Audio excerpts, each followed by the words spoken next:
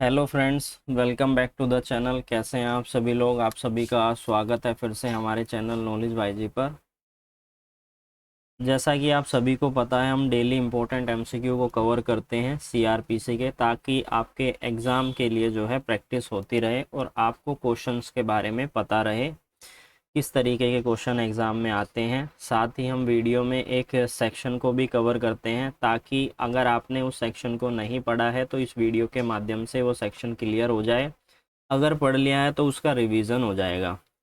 तो स्टार्ट करते हैं। सबसे पहला इम्पोर्टेंट क्वेश्चन क्या है कि सीआरपीसी के सेक्शन 482 के अंदर हाई कोर्ट किस पावर को एक्सरसाइज करती है, किस पावर का इस्तेमाल करती है? क्या अपीलेंट पावर का इस्तेमाल करती है, रिविजनल पावर का इस्तेमाल करती है, रिव्यू पावर का इस्तेमाल करती है और इनहेरिएंट पावर का इस्तेमाल करती है? अगर आपको इसका जवाब आता है तो वीडियो को पॉज करके हमें कमेंट सेक्शन में कमेंट जरूर कीजिएगा, जिससे कि आपकी जो है प्रैक्टिस बनी रहे, ताकि जब भी आप किसी चीज़ को लिखते हैं तो आप उसको अच्छे से याद कर पाते हैं। और बताने के बाद आप फिर भी कमेंट कर सकते हैं, ताकि जो है आपको पता रहे कि मैंने इस वीडियो में ये कमेंट किया था, उसका ये जवाब था। तो बात करें इस सेक्शन, ये जो सेक्शन है ये किस पावर की बात करता है जो कोर्ट इस्तेमाल करती है? ये बात करता है इनहेरिएंट पावर के बारे में। आज हम इस सेक्शन के बारे में थोड़ा सा डिटेल में समझेंगे, ताकि आपको पता चले ये सेक्शन क्या कह रही है, इस सेक्शन का पर्पस क्या है।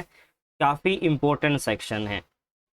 तो बात करें इस सेक्शन के बारे में, जैसा कि इसकी सब हेडिंग ही बात करती है, saving inherent power of the high court. Saving का यहाँ पर क्या मतलब है कि कोई ऐसी पावर जिसे सेव कर लिया गया है, जिसे यूज किया जाएगा हमेशा।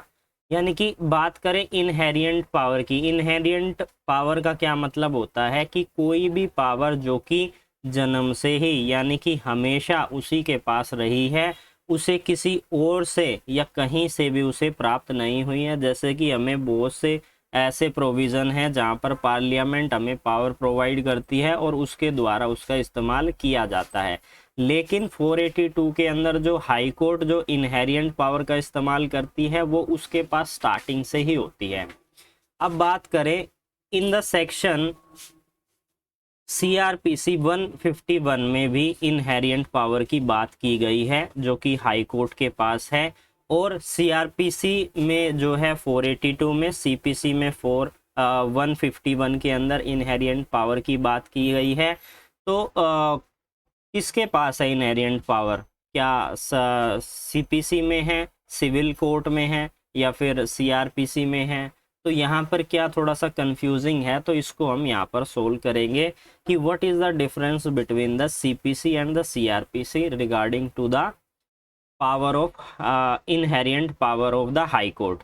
तो बात करें सीआरपीसी के प्रोविज़न की, जो कि हमारा 482 सीआरपीसी बात करता है, उसमें केवल हाई कोर्ट के पास ऐसी पावर है, इनहेरिएंट जो पावर दी गई है, यानी कि इनहेरिएंट पावर पूर्ण रूप से हाई कोर्ट जो है जस्टिस प्रोवाइड करने के लिए इस पावर का इस्तेमाल कर सकता है। लेकिन जब हम बात करते हैं सिविल कोड के अंदर, सीपीसी में, तो वहाँ पर ये सभी कोर्ट के पास ऐसी पावर होती है। तो प्रश्न ये उठता है, क्या यहाँ पर जो केवल हाई कोर्ट के पास ही इनहेरिएंट पावर क्रिमिनल कोर्ट के अंदर दी गई है, तो क्या ये जो क्रिमिनल कोर्ट है, क्या इनके पास, इनमें केवल हाई कोर्ट के पास ज़्यादा पावर है?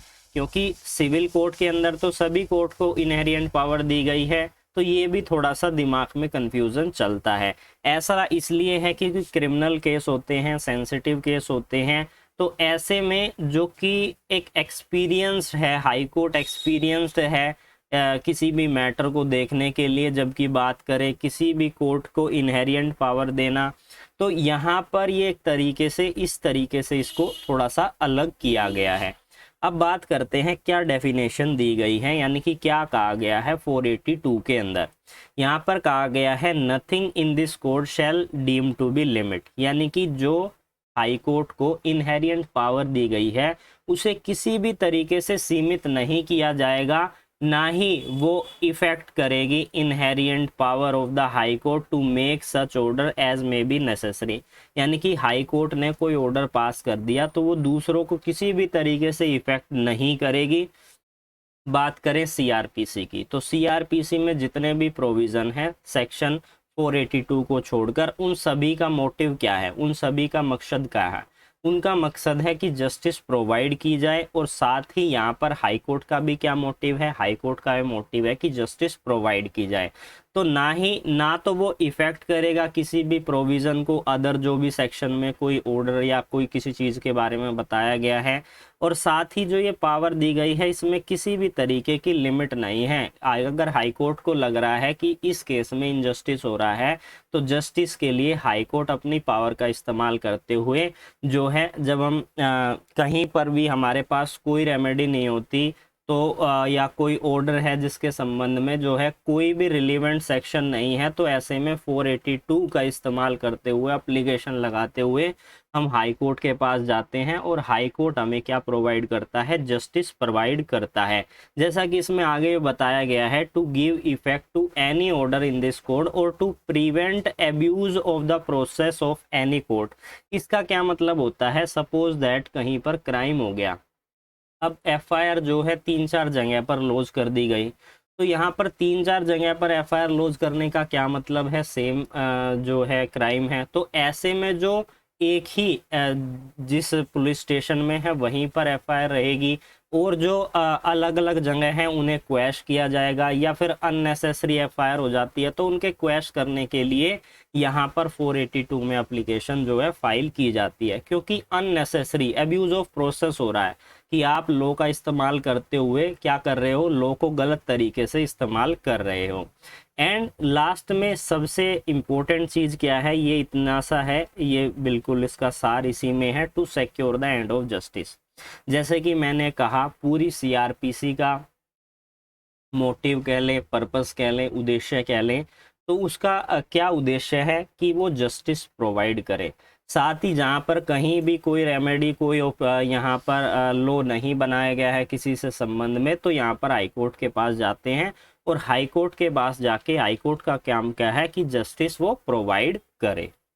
बात करें इसकी पर्पस की, जो मैं ऑलरेडी डिस्कस कर चुका हूं, जो क्या कहता है? To secure the end of justice and to secure the right of the victim and the accuse. क्योंकि बैलेंस बना के रखना जरूरी है। जरूरी नहीं है कि विक्टिम जो है लॉ का गलत तरीके से इस्तेमाल करते हुए यहाँ पर इनजस्टिस कर रहा है एक्यूज के साथ, तो भी ये गलत होगा। तो यहाँ पर बैलेंस बना के रखना, सिक्योर करना दोनों के राइट्स को, ये हाई कोर्ट का पर्पस है। End of the justice provide करना, ये उसका पर्पस है। जैसा कि जहां पर हम पूरा सीआरपीसी और बात करें सेक्शन 482 का, ये दोनों कॉम्प्लीमेंट्री है एक दूसरे के, ये दोनों एक दूसरे को सपोर्ट प्रोवाइड करती है। किस पर्पस के लिए? जस्टिस देने के लिए।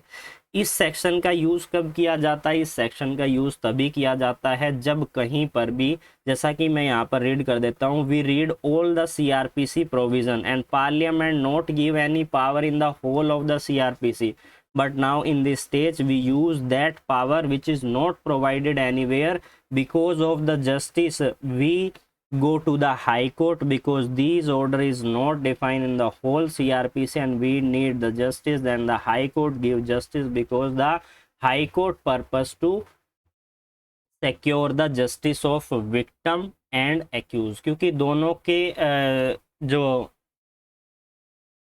दोनों को जस्टिस प्रोवाइड करना है, दोनों के राइट को सिक्योर करने का पर्पस यही है। तो आई होप आपको ये सेक्शन समझ में आ गई है। थोड़ी सी भी कंफ्यूजन हो तो आप हमें कमेंट कर सकते हैं। बात करें सेकंड एमसीक्यू के बारे में कि सेक्शन 161 और 164 में क्या डिफरेंस है। अगर आपने ये दोनों सेक्शन पढ़े हैं तो आपको इसका जवाब ज़रूर पता होगा। आपने इन दोनों सेक्शन के बारे में डिटेल में समझना है तो आप प्रीवियसली या प्लेलिस्ट में जाकर सीरीज़ देख लीजिए, जहाँ पर 61 और 64 जो है डिस्क्रिप्शन में लिखा होगा, आप उस वीडियो को देख लीजिए, मैंने वहाँ पर डिटेल में समझाया है। बात करें डिफरेंस क्या है, अगर आपको पता है तो वीडियो को पोस्ट करके हमें कमेंट कीजिए। 64 क्या कहता है? 64 कहता है मजिस्ट्रेट को स्टेटमेंट के बारे में। 61 जो है पुलिस को स्टेटमेंट दी जाती है, इसलिए हमारा थर्ड जो है बिल्कुल सही जवाब है। बात करते हैं हमारे नेक्स्ट क्वेश्चन के बारे में।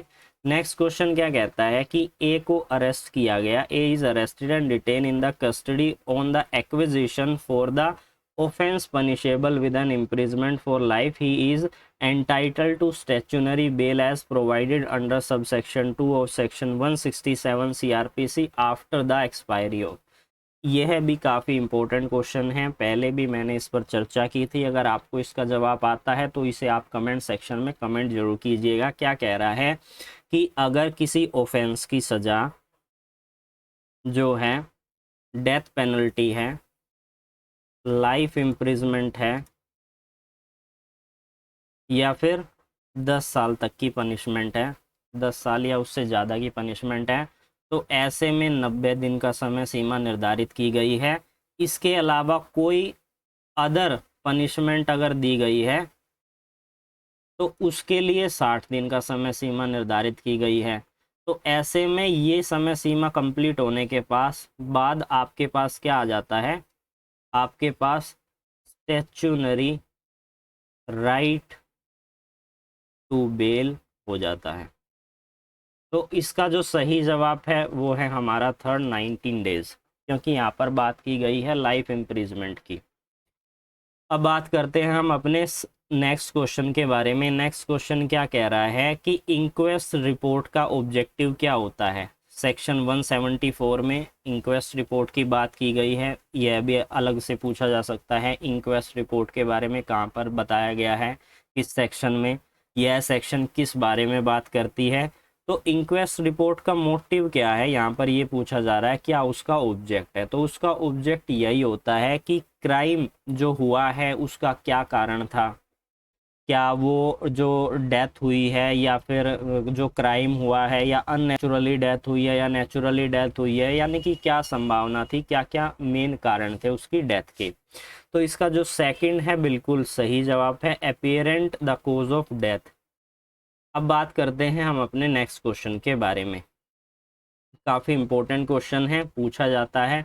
अगर आपको इसका जवाब आता है तो आप हमें कमेंट सेक्शन में कमेंट कर सकते हैं। क्या कह रहा है, ये पुलिस ऑफिसर में arrest somebody accused of an offence.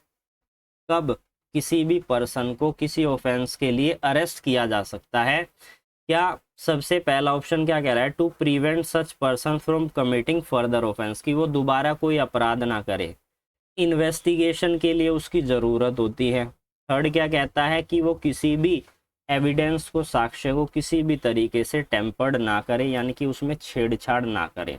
तो ये सभी ही बिल्कुल सही हैं इस क्वेश्चन के अनुसार। तो आज हमने भी इस वीडियो में इम्पोर्टेंट क्वेश्चन को समझा, साथ ही एक इम्पोर्टेंट सेक्शन को समझा। वीडियो अच्छी लगी हो तो वीडियो को ज़रूर लाइक कीजिएगा। फिर मिलेंगे एक न्यू लेक्चर में, तब तक के लिए जुड़े रहिए अमित कुमार नॉलेज बाई जी के साथ।